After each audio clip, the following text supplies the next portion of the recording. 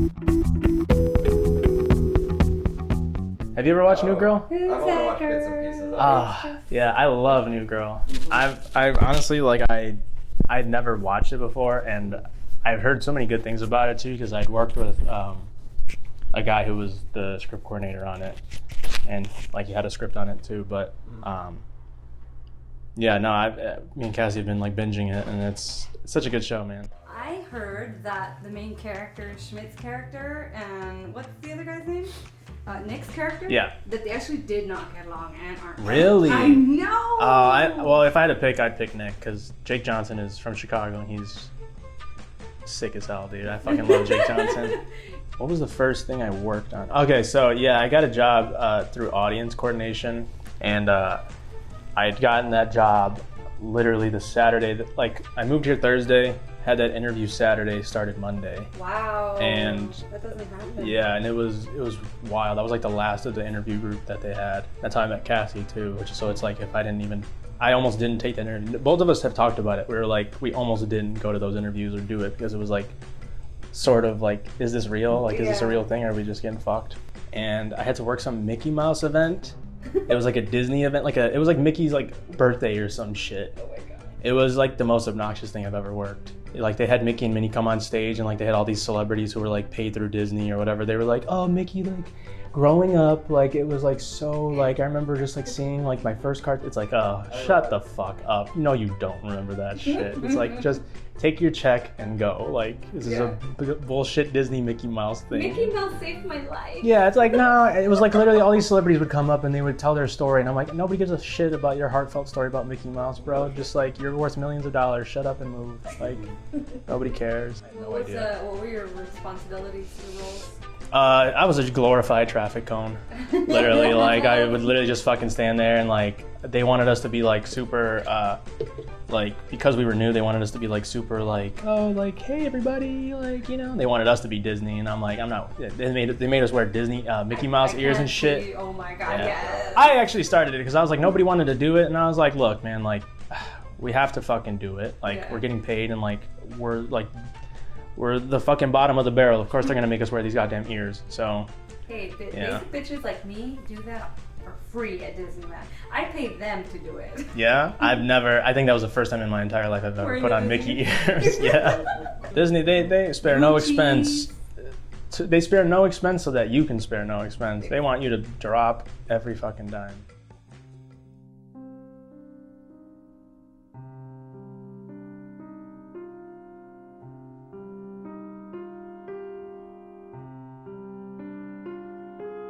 It's just a great movie. It's just, you know, it's definitely like a specific kind of mood. You know, it's very melancholy, very dark. But it's like the atmosphere that's set up is really great. I mean, at the time when they go, Bruges is like, it's in the winter, I think. It's during Christmas, like right around Christmas time. So it's like really cold, and, you know, it's dark, and, you know, it's really moody. It's at this medieval town, so, you know, it's just sort of like you put these people in a location and you see what happens from that. It's How less do you spell about the movie name? I-N and then Bruges, B-R-U-G-E-S. Bruges is like a city. Yeah, it's a city in Belgium. It's ever since I watched the movie, it's like on my destination list to go. Yeah, you gotta go. Yeah. Next year. After I killed them, I dropped the gun in the Thames, washed the residue off my hands in the bathroom of a Burger King, and walked home to await instructions. Shortly thereafter, the instructions came through. Get the fuck out of London, you dumb fucks. Get to Bruges. I didn't even know where Bruges fucking was.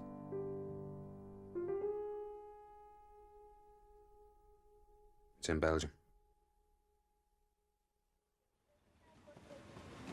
Bruges is a shithole. Bruges is not a shithole. Bruges is a shithole. Ray, we've only just got off the fucking train. Could we reserve judgment on Bruges until we've seen the fucking I place? know it's going to be a shithole.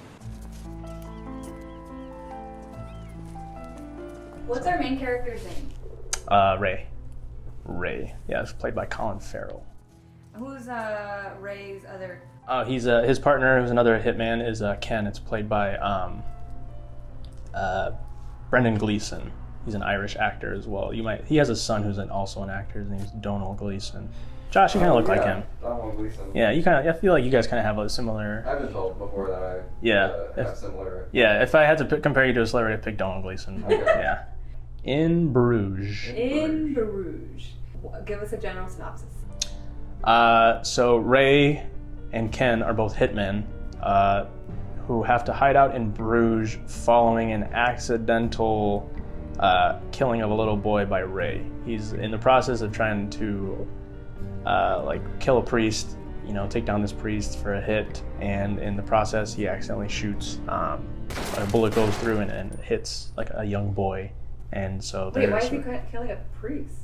I don't know. It's just that they never really explained it more than just like the priest needs to die. Yeah, they have a hit on him. Yeah, it's just a job, and so they have to hide out in Bruges and just sort of like await to see what the verdict is on Ray, if he's gonna be excommunicated from the group, or if they're gonna keep paying to hide him out. So yeah, that's a general synopsis of it. How often, you said they stay in one location, in this place forever? Yeah, the whole point is that they're just in Bruges, and it's sort of used as like a purgatory setting, because throughout the entire movie he's sort of questioning whether he wants to live or whether he wants to take his own life, whether he deserves to live. And so they use Bruges as sort of a setting of purgatory, and he wants to leave, but his friend is like, we can't leave, you have to stay here, it's instructions, but they really have this great duality of heaven and hell, and sort of life and death, and the whole element of purgatory, and just awaiting your decision, awaiting to be judged, and given a verdict. And the genre type, it would be considered?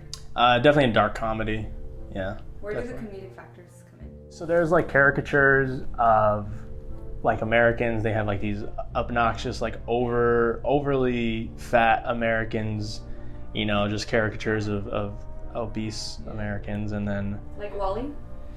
yeah, exactly like Wall-E. There's a group of them. It's a trio, and they're all just they're just all massively overweight, and that's just supposed to be emblematic of the U.S., which I honestly, I can't. It's not can't fault wrong. them. Yeah. What exactly are you trying to say?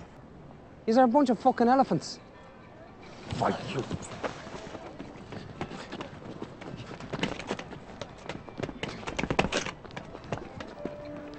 There was a point where I went to Disneyland, speaking of Disney adults, and I was looking around and was like, whoa! Yeah, Europe is everybody is so thin there. Well, it's also walkability. You know, you see a lot of people in Europe, everybody is biking or walking, everything is so accessible, public transpo.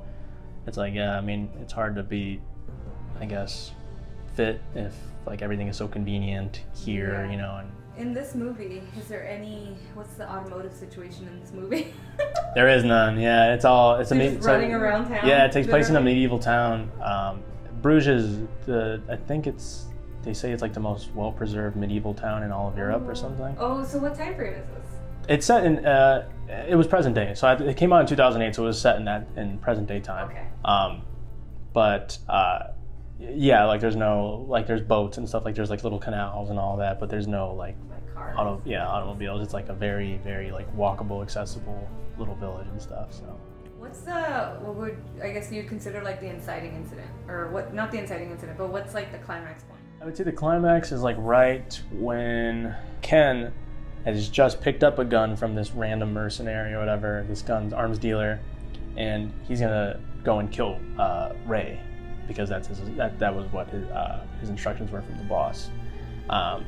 So as he finds Ray, he's walking up to him and he's about to kill him, he's about to shoot him, he has a lot of hesitancy, but then he sees Ray put the gun to his head, and then he tells him to stop, and so that's sort of the big switcheroo there. That's sort of that's I would say the big climaxes, and after that, it sort of goes into a different direction of all right, now they understand each other and stuff. So that's a really great scene too. It shows sort of the hesitancy from both of them. As convinced as Ray thinks he is that he wants to kill himself, he still has that inkling in the back of his mind, and as much as Ken is convinced he has to do this, this is his job, he can't hold back. It's there's still some part of Ray that he holds dear to himself. So How does it resolve? Oh, I don't know. I don't want to spoil it. It's honest. I don't want to spoil it because it's honestly So good. It's a really, really good movie, and like I said, it's tight. Everything has a great bookend. Yeah, anybody that is watching this has to watch that movie. Okay. It's so good. I can't recommend it enough.